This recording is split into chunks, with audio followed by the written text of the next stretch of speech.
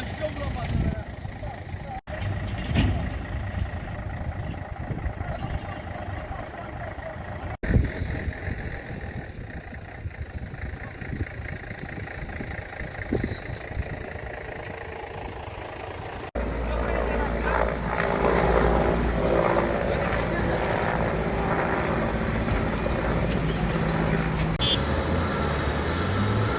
Akif, ona göre soruyor şu tarafta. Yukarı.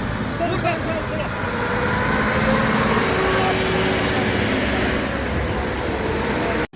Mehmet abi. Gel abi gel. Mehmet, aşağı inemez misin sen? Hayır benim tam aşağı. Hayır abi gel doğum. Bak orada yıkılıyor. Var mı?